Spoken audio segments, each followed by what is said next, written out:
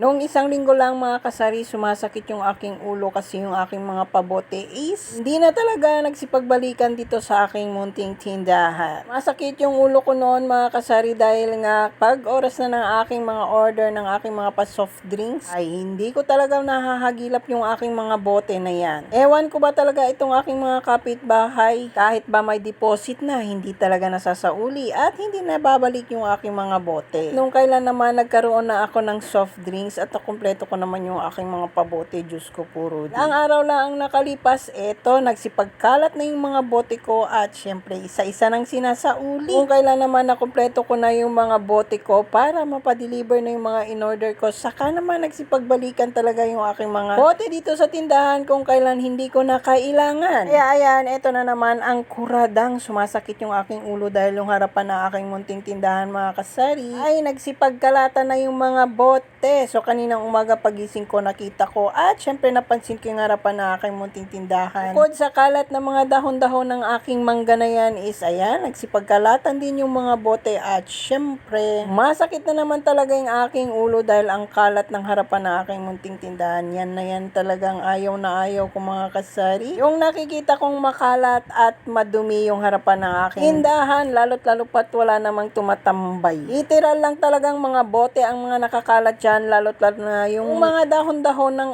aking mangga. O, diba? Ilang minuto lang talaga yung aking pag-aayos ng aking mga pabote dyan. Ayan, maganda na tignan ulit at nakaayos na ulit yung aking mga pabote dyan. At syempre, nakasalansan na yung aking mga empty cases. O, diba? Kailangan lang talagang magsipag ng babaeng itong maglinis sa harapan ng kanyang munting tindahan. At syempre, pagkatapos ko naman ayusin, ano pa nga ba ang gagawin natin kundi magwalis, magpagpag dyan sa harapan ng ating munting tindahan at magtanggal ng konting agyo. Kaya namang sa ganon is hindi naman maagyo tignan yung ating munting tindahan at kung nakikita nyo naman talaga ang babaeng ito. Kapag may camera, diba, sipag-sipagan ang peg. Pero kapag walang video, Diyos ko puro cellphone ang inaatupag at syempre mas marami pa yung dut-dut kesa sa gawaing bahay at gawaing tindahan.